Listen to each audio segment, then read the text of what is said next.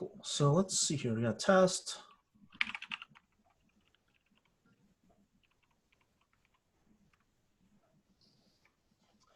We know that when we use mini tests and we run tests in Ruby using mini tests, the order in which the number in our test run is random.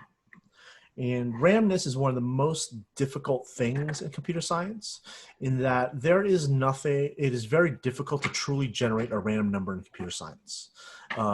Given a long enough time frame with a large enough sample size, you could figure out what kind of algorithm that a computer is using to generate its random numbers. And when you know the algorithm, it is very difficult to, when you know the algorithm, it's no longer random, correct? Right. Like when we know the pattern, it's not going to be something that we can reproduce. And having truly random numbers is something that's really difficult. I think that both in computing and also in real life, like how many times do we see patterns in real life? I think, for example, the Fibonacci sequence, we see that over and over again, not in just numbers and patterns, but also like in nature, right? And like, it just kind of boggles my mind. In my mind, it boggles me that like in nature, there can be something that's so mathematical. But again, this idea is that nothing is truly random. Like we just want random enough. So what this does is that when we run a test, a random number is generated, and that random number is used as the base to figure out in which order our tests are running. And we see here that we have C2853. Essentially, this 2853 is a code for what random sequence of random numbers I'm going to use. And if you keep, if you keep running the tests, you'll see that they change in potentially what one could call a random fashion. So what you can do is that you can append your test. And when you do 7399, every single time you run 7399, the random sequence will be the same. And whatever randomness you have in your tests will be the same. The challenge to that is that this kind of defeats the purpose of why we run tests out of order in the first place. We run tests out of order in order to make sure that no one test is dependent on another to run in a different sequence, because tests should kind of live in this vacuum, right? What happens in one test should have no bearing on what happens in another test, right? So we kind of want to avoid that.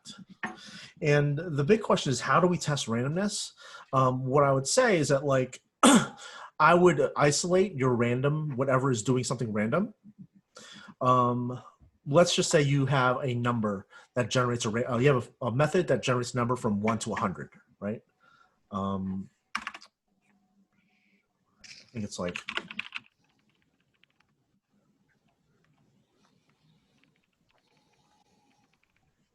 I think that's how that works. Let me check.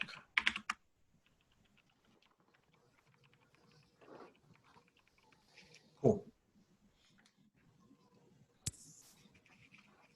Right. And if I want to test this, what I would do is that I would probably, for 100, if the range is 100 things, maybe 10, 15 would probably be okay. Right? Like I would run it 10, 15 times. And I would check to see that every single number in there was between 1 and 100. And I would check that there are none that are, what's the word I'm looking for? Duplicates. So like my test would be like def test random. I would do,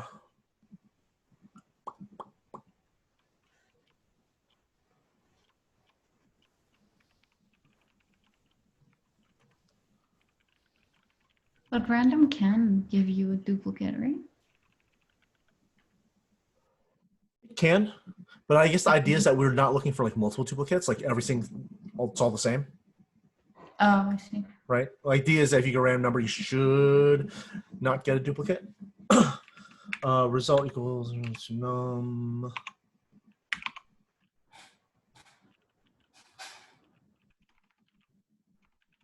Wherever this class belongs to, right? I would do assert equal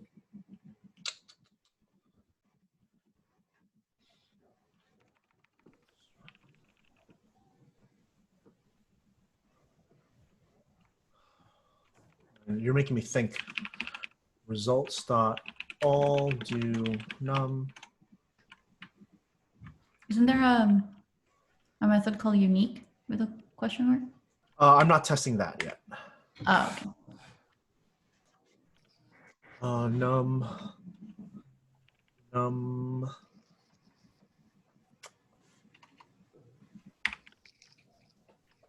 greater than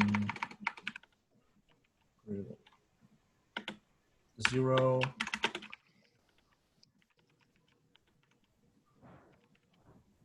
That, like you're testing the range. And to check uniqueness, I would probably do assert result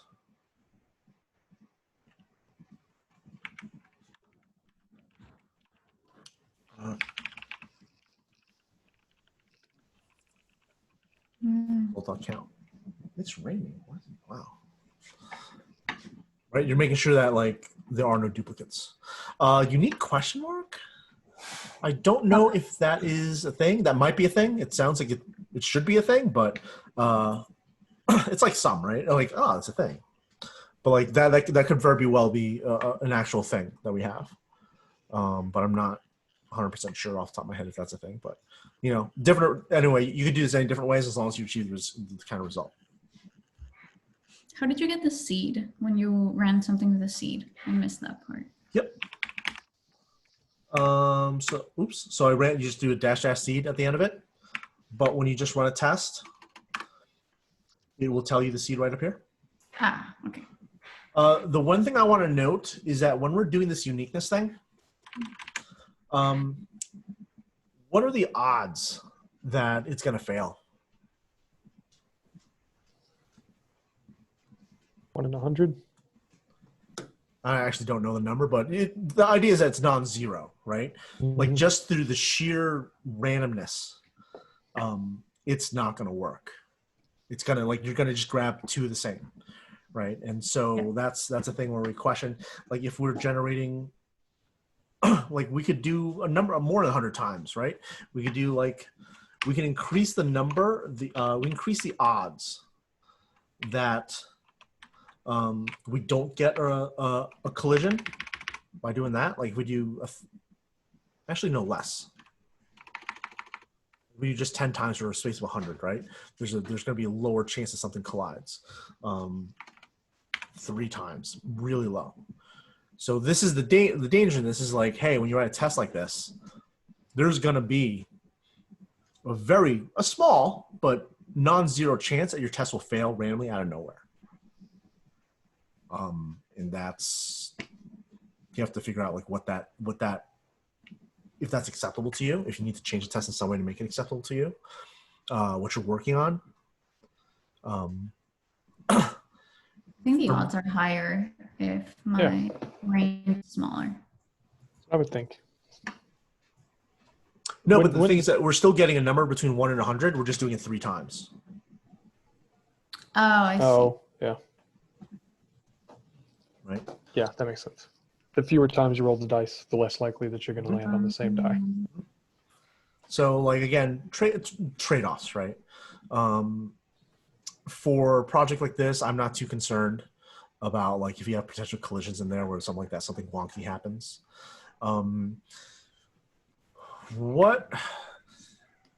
There was I saw a talk at a conference. What year is it? 2020. There's a reason I asked that. There's a reason I asked. I promise you. It was last year, and Dinosaur JS had a speaker.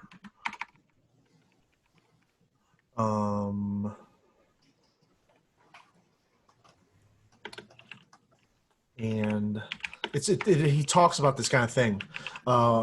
It's a very fascinating talk about what to do when your tests don't only test fail sometimes.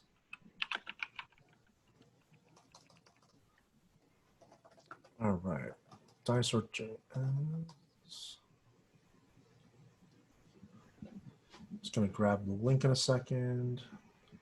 Here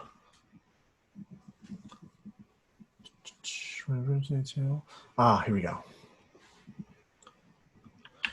It is called A Partial Taxonomy of Test Unreliability by Rich Trott. I'll post the link in the chat here. In addition to be something an incredibly useful talk, also hilarious. He talks about taxonomy because like how do we identify unreliable tests, and he starts it off like, you know those little clippy things that go on bread, like on bread bags, that little plastic like thing. Someone came up with a taxonomy of those things. Bread clips.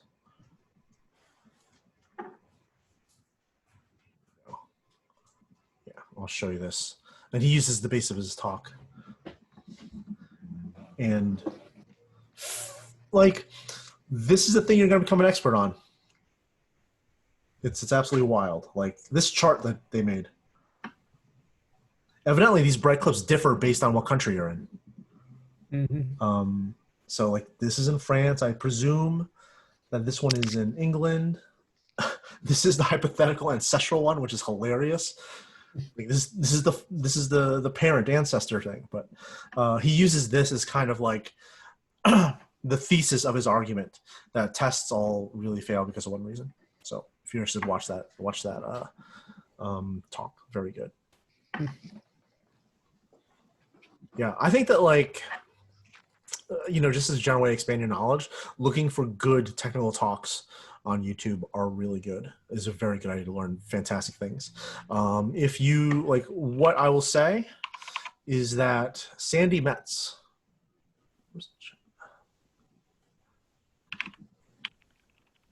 anything by her on YouTube is worth watching. Yeah. Speaking of which, my mentor, we had a meeting with him a couple of days ago, and we were talking about our code getting a little long. Mm-hmm. And actually, I wrote it down in my notes. And he said, "Did your mentor talk about the 4 rules?"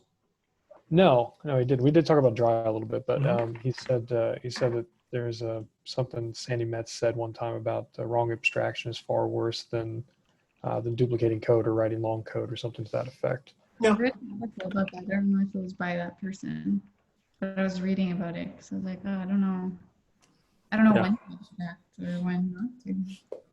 So these are her rules. And the thing is that, number 1, class is no longer than 100 lines. Method is no longer than 5. We give you a little flexibility with the 5, right? There's, like, the idea here is that, like, yes, there is this argument to be the wrong abstraction to be made. But I would say in general, if you've got more than 6 to 8 lines of code in a single method, you're doing too much there.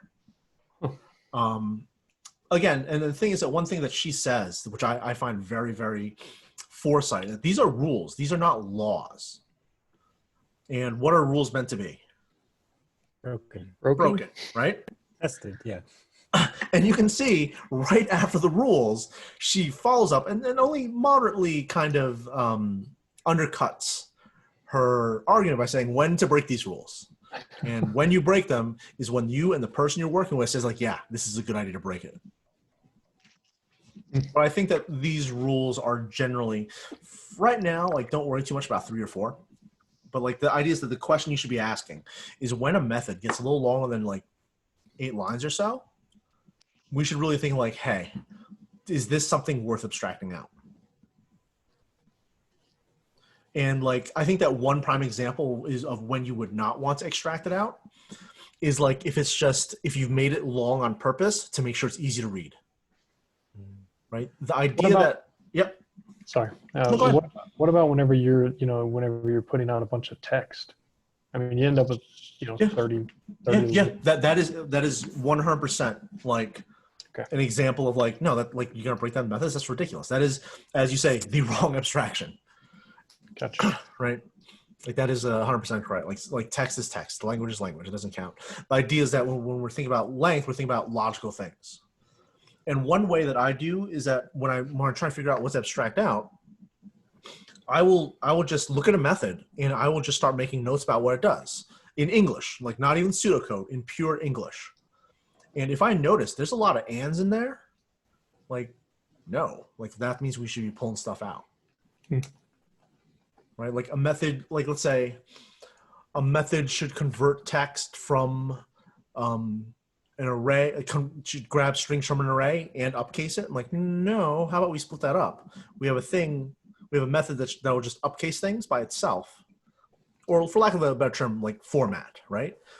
The format method we should break out because, if you're formatting text in one place, you're probably going to want to format from somewhere else too. And like, why don't we they'll dry things up, right? I find that when we are talking about our code, especially methods, and we use the word and a lot, that is 100% like code smell, like a sign that this needs to be broken up.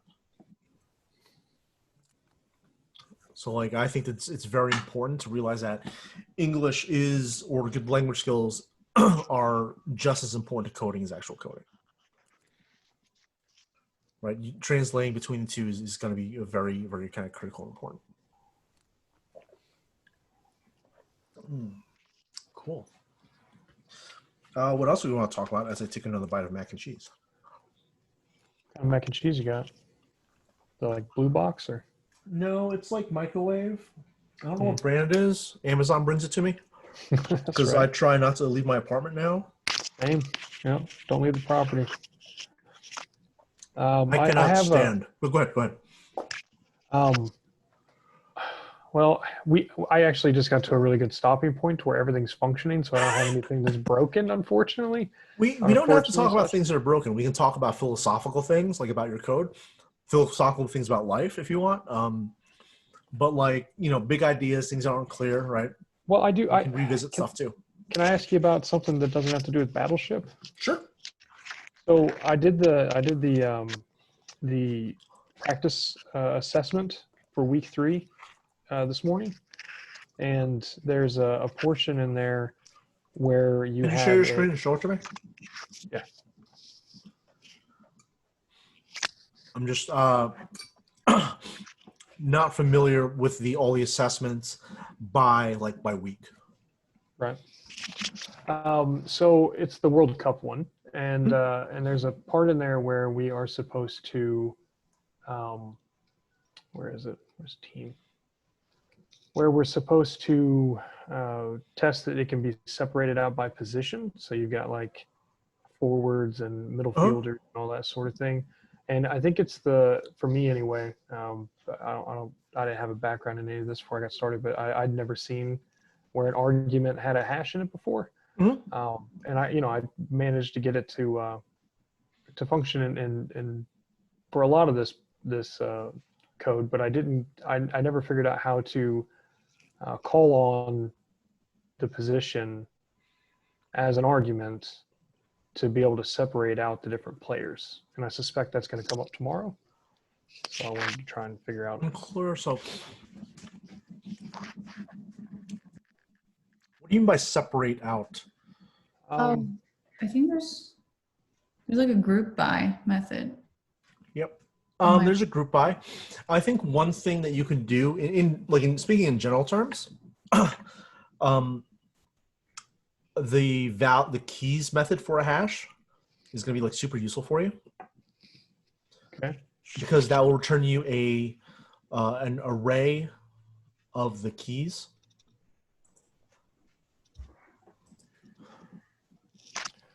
Okay, and group by method is what you said, Angela? Group by. Mm-hmm.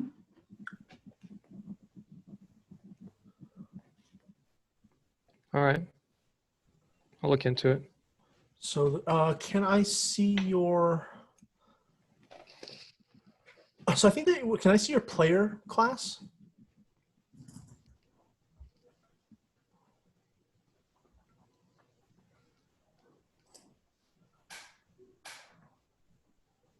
Yeah.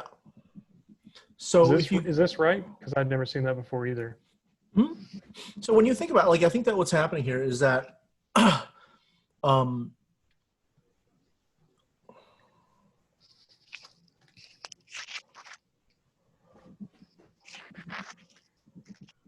what you're doing, so what initialize should be is just be a hash.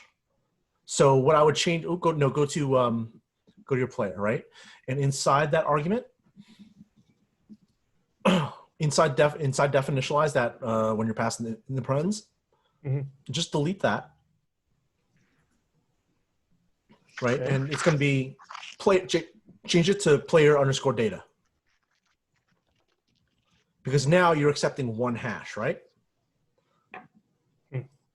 So if you look at on line 58 and 59, it's just inserting one hash as the data, right? So what do you want to set at name to grab that name out? The player data. Player data what?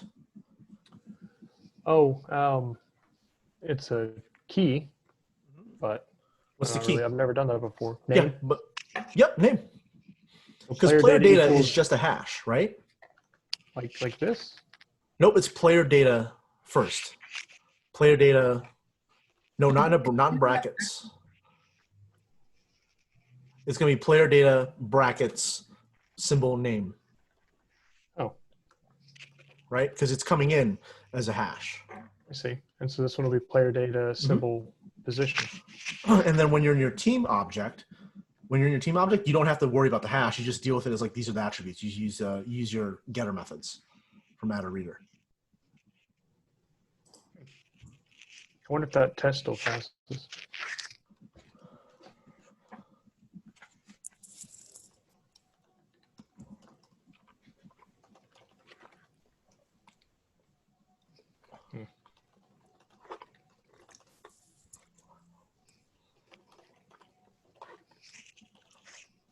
Right now we're doing the player test pass, yeah. I don't think the team one will though. Because I think it's set up properly. Yeah. Yep. Because now you have to go back to the team you wrote in the team to get that working right. Yeah.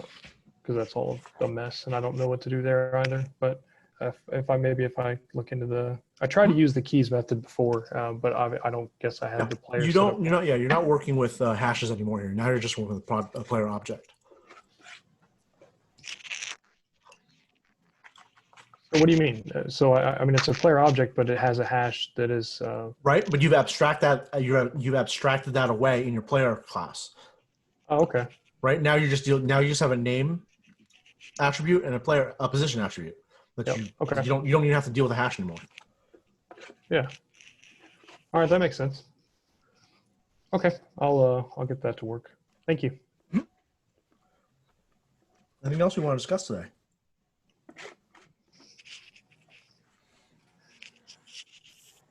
I like pulled pork in my mac and cheese. Oh, Brisket. Brisket mac and cheese, man. Gosh, I have bacon too. Why didn't I think of this ahead of time? I'm very bad about planning food in advance. Like, I like cooking, but it's just like I don't want to plan for it. Yeah, every week we make a menu and a grocery list and have them put it in our trunk. Yep. So I'm curious. I was talking to Tim about it, and I was talking about time management. And I used to, before Turing started, my wife and I would go for like an hour and 15-minute walk every morning, and I've just kind of cut back all of these things. You shouldn't. Right, and I shouldn't, but I feel really stretched for time. Yeah. And so I'm guessing that's normal. Does everybody else feel that way? I think that is a universal thing. I think that there's this idea, right? Is that work stretches to fill the time allotted. From my time at Turing, my first Module 3 project was a 3-week project and a 3-week group project. And they were never any really good. And after my cohort, they decided, let's cut this down to 2 weeks. And the projects weren't any worse. So, but now we have an extra week to do other stuff. Interesting. Like work always fills the time allotted. Like, we're not going to go to the extreme of that, but like this is about what we want. I would advocate that you continue to take those hour, 15-minute walks. When I was a student at Turing, I walked to Turing and back. It was about, I don't know how long. It was like an hour walk, I think, 45 minutes to an hour. And having that hour walk at the beginning and end of each day was so beneficial to my mental health that I think that the benefit I gained from taking those 2 hours out during the day outweighed any kind of progress I could have made coding. It's a time for your mind to get out of it. It's a time for, to be physical a little bit. It was also my stupid brain time. Like I would listen to podcasts about like just whatever I wanted to listen to, or just music, and just like completely zone out and shut off on my walk. And I found that like so much more beneficial than anything else I did at Turing. Also, I avoided putting on the Turing 20 by doing that. Turing 20. So for some people 20, for some people 10. What is Like this? a freshman 15 thing, you gain 15 pounds or whatnot. Yeah, people either gain a lot of weight or they just drop weight at Turing. For various sides of that spectrum, like however you cope with things, So far, I've been good at finding when I'm in unproductive struggle, or like it's like I think you mentioned something about managing energy. Mhm. So understanding when my energy isn't really at the right level, and I just if it's like at the end of the day, I just call it a day, or if it's like during the day, I'm like, okay, I'm just gonna take some time, do something else, and come back. Yeah. And also realizing that like I feel like code is almost never done because you can always make it better. Yep. So I was like stressing out about that, and I was like, you know what? Like I'll just do my best at the time that I. Also, it's like spend my time doing the things that I think will make me learn more. Yeah. So that could be refactoring, like iteration iterations 1 to 3 instead of trying to like accomplish iteration 4. I would always say that if you move on to like the extension land, everything else had better be perfect first. Because like the stuff that's extensions is not critical. It's a nice to have. It's not critical. In general, like I would always say that. I would say like I think Turing is a good place to learn about yourself. In terms that I like halfway, I think beginning of mod 3, I became a person that woke up at 5 a.m. and started coding before Turing as opposed to after. And I found I was a lot more productive when I did that. And the problem is that I am not a morning person. So I felt very conflicted by this. And I hated waking up at 5 a.m., but it worked out. Like it was it's what worked for me. Yeah, I make way more progress in the morning before class than I do afterwards. But I'm also on Eastern time, so for me, whenever we get out of school, it's 6 o'clock, eat dinner, and then next thing I know, it's 8:30 or whatever. It comes real quick, like. Yep. And I think it's also very important to block yourself an hour before bed of no programming, no programming time. Difficult, but worth it. I learned that the hard way because I tried to set myself that rule. I'm like, you know what? I'm going to read this book about programming. That's how I'll slide around this rule. I woke up the next day like completely exhausted.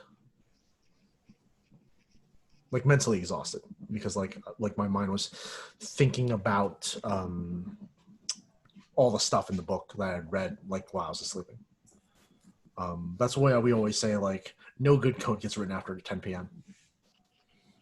Like no, it's not gonna just no. Like you're better off going to sleep and waking up a little early if you have work to do. So at least you're somewhat refreshed mentally. Cool. All right. Any last things before we transition out? Good. Work All right. to do. Good luck. Let me know if you need anything. I'll upload this to YouTube when we're done for the day. All right. Thank Thank you. you very much. Thanks, Mike. Later.